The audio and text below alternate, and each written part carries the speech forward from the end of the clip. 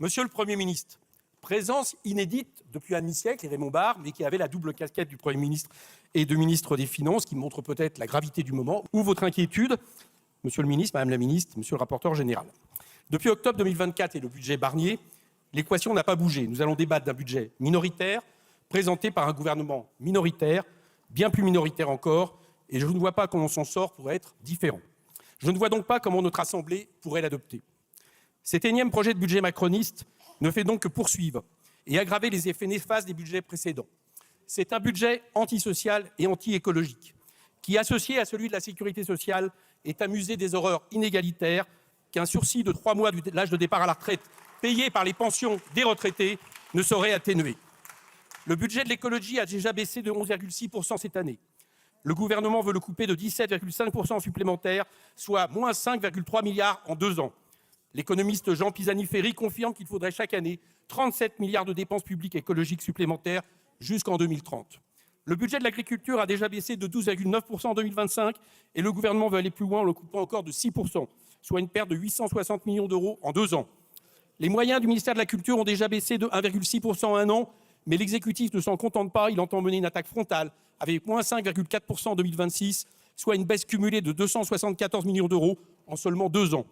Le financement des associations a été coupé de 7,7% en 1 an, mais il faudrait visiblement les mettre à terre avec moins 26,9% en 2026, soit une baisse de 297 millions d'euros en 2 ans. Le budget de la mission Travail et Emploi a déjà été amputé de 13,4%, mais ça ne suffit visiblement pas. Le gouvernement en veut donc moins 12,8% en 2026, qui amène une coupe budgétaire de moins 5,6 milliards d'euros en 2 ans. Au total, si le budget du périmètre de l'État affiche une augmentation de 10,5 milliards d'euros, cela s'explique d'une part par une augmentation de 5,7 milliards du PSR au profit de l'Union européenne, que pour ma part je souhaite voir diminuer de la contribution nette au budget de l'Union européenne, et de l'augmentation de 6,7 milliards d'euros du budget des armées. Le budget des autres ministères diminue de 6 milliards en tenant compte de l'inflation. Or, les effets économiques de ces budgets sont documentés. Ils sont toujours néfastes. L'austérité est récessive. Elle nuit fortement à la croissance. En 2025, elle aura coûté 12 milliards d'euros. Le même effet, en pire, est à redouter en 2026. L'Observatoire français des conjonctures économiques prévoit que le budget actuel amputerait 2 fois plus gravement la croissance, moins 0,8 points de PIB, soit une perte de 24 milliards d'euros en 2 ans, soit les 2 tiers de baisse de dépenses que vous voulez imposer. Parallèlement, l'austérité nuit à l'emploi. Le budget Bayrou avait déjà conduit à une aggravation du chômage qui est passé de 7,4% en 2024 à 7,5% en 2025. Le budget qui nous est présenté pour 2026 aggraverait encore cette tendance en atteignant près de 8% selon les différentes prévisions. Ce budget cherche à prolonger une politique de l'offre dont les résultats économiques sont catastrophiques. Ce défilé de coupes budgétaires servirait apparemment à rattraper la dérive des comptes publics grâce à des baisses de dépenses. Mais le creusement du déficit vient directement des cadeaux fiscaux aux ultra-riches et aux multinationales. Ils ont coûté 3 points de PIB aux finances publiques entre 2017 et 2024. Sans surprise, ces baisses massives d'impôts se sont révélées économiquement inefficaces. La politique de l'offre est un échec cuisant, il faut l'abandonner. D'ailleurs, la population l'a bien compris et les résultats des dernières élections législatives ont envoyé un signal clair dans ce sens. Il faut changer de politique. Comment nier qu'il n'y a ni attractivité ni investissement massif ? Selon Rexecode, depuis 15 ans, 590 milliards d'euros d'investissements directs étrangers sont entrés en France, alors que 828 en sortaient. Cette tendance va s'aggraver avec notre vassalisation à l'Empire américain si nous suivons le scandaleux accord contracté par Ursula von der Leyen. Comment nier que la pauvreté explose ? 1,2 million de personnes sont tombées dans la pauvreté depuis qu'Emmanuel Macron est au pouvoir. Comment nier que la désindustrialisation poursuit sa course ? L'industrie manufacturière est passée en dessous de 10% du PIB. Comment nier l'échec climatique français ? La décarbonation est à l'arrêt, les investissements privés et publics dans le climat reculent alors qu'ils devraient augmenter. Tout cela est insensé et irresponsable, et comme son prédécesseur de 2025, le budget proposé pour 2026 ne permet pas de répondre aux urgences de l'heure et de l'époque. Face à la baisse organisée du pouvoir d'achat, il faut changer de voie en soutenant les salaires et la consommation populaire. Il faut affirmer la solidarité en renforçant les minima sociaux, les retraites et l'assurance chômage. Il faut une relance écologique et sociale. La hausse des revenus bénéficiera à la consommation, la hausse de la consommation bénéficiera au carnet de commandes des entreprises. Face au mur climatique, il faut immédiatement faire bifurquer tous les grands secteurs de la vie économique. Il nous faut raisonner et agir en fonction des besoins écologiques de la population. Je l'ai déjà dit à cette tribune et la Cour des comptes l'a répété il y a un mois. Il faut cesser de penser que nous n'avons pas les moyens et qu'il faudrait faire des économies pour pouvoir agir plus tard. Si nous reculons, nous ne pourrons sauter que dans le vide.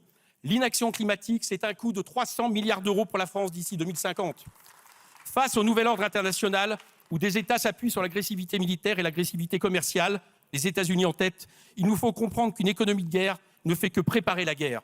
Il nous faut répondre avec force, mais pour satisfaire les besoins essentiels, il faut relancer l'industrie, il faut des mesures protectionnistes, des nationalisations de secteurs stratégiques, à commencer par l'acier, mais pour servir notre bifurcation écologique et sociale et non l'armement.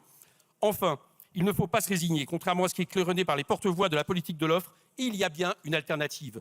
Oui, on peut, en allant chercher qu'une partie des cadeaux fiscaux aux plus riches accumulés depuis plusieurs années et sans toucher à ceux de la quasi-totalité des Français, récupérer près de 180 milliards d'euros de recettes qu'on pourrait ainsi dépenser avec 80 milliards pour répondre aux besoins sociaux et 50 milliards pour répondre aux besoins écologiques, et on ferait même mieux que vous en termes de déficit. Il serait possible de revaloriser le SMIC et les minima sociaux, introduire une garantie jeune, recruter des enseignants et dépenser massivement dans l'hébergement d'urgence pour que personne ne dorme à la rue. Il serait possible de décarboner, d'anticiper, de réparer, au lieu de mégoter sur le budget des sapeurs-pompiers. Nous pourrions bifurquer vers le 100% renouvelable, soutenir sérieusement la conversion agricole vers le bio, garantir le droit à l'eau et protéger mieux nos forêts. Cette bifurcation n'est pas possible en amendant à la marge ce budget. L'examen en commission des finances a bien montré qu'il n'est pas possible d'aménager ce texte. Cette semaine, dans la nuit de mercredi à jeudi, la commission des finances que je préside a rejeté par un résultat sans appel, historique, le projet de loi de finances pensé par François Bayrou et présenté par le Premier ministre Sébastien Lecornu par 37 voix contre 11. Cette débâcle apparaissait inévitable, tant ce budget ne pouvait satisfaire aucun bloc. Ce texte était invotable lors de son dépôt à l'Assemblée et il est toujours invotable à l'issue de la discussion en commission. L'essence du texte n'a pas changé. Il demandait toujours trop à ceux qui ont peu et toujours trop peu à ceux qui ont beaucoup. En outre, comment accepter l'article du gouvernement qui augmente à 200 ou 300 euros le prix d'une demande de naturalisation ou de renouvellement de titre de séjour? C'est une attaque honteuse, violente et injustifiable contre les personnes étrangères. Comment accepter l'amendement qui divise par deux l'exonération de taxes foncières pour les bailleurs sociaux pour gagner 400 millions d'euros? Comment accepter le dangereux chemin tracé par un amendement qui criminalise les associations de défense du bien-être animal et ouvre la voie à des atteintes graves à la liberté d'association et aux libertés publiques? Comment accepter l'amendement qui impose une année blanche aux opérateurs via les taxes affectées? Cela signifie autant de reculs écologiques et sociaux, avec des coupes budgétaires sur Météo France, l'Office français de la biodiversité, France Travail, les agences régionales de santé et des dizaines de scènes nationales et d'institutions culturelles. Il y a eu de nombreux votes communs entre le bloc central et l'extrême droite sur la culture, l'environnement, les droits humains les plus défavorisés. Tous ces votes sont alarmants, signe sans doute d'une trumpisation des esprits jusque dans notre Assemblée. Comme je l'ai dit, ce texte était invotable à l'origine, il est toujours invotable après avoir été discuté et je ne vois pas comment il en serait autrement en séance. Si d'aventure certains à l'Élysée cherchaient encore à rejeter la faute sur l'Assemblée, sa prétendue incapacité à voter un budget, force est de constater au travail que le travail parlementaire a été bien mené. Et je salue le rapporteur général, les commissaires qui ont mené ce travail, nos administrateurs. Tous les arguments ont été échangés. Or, l'Assemblée nationale est représentative du peuple.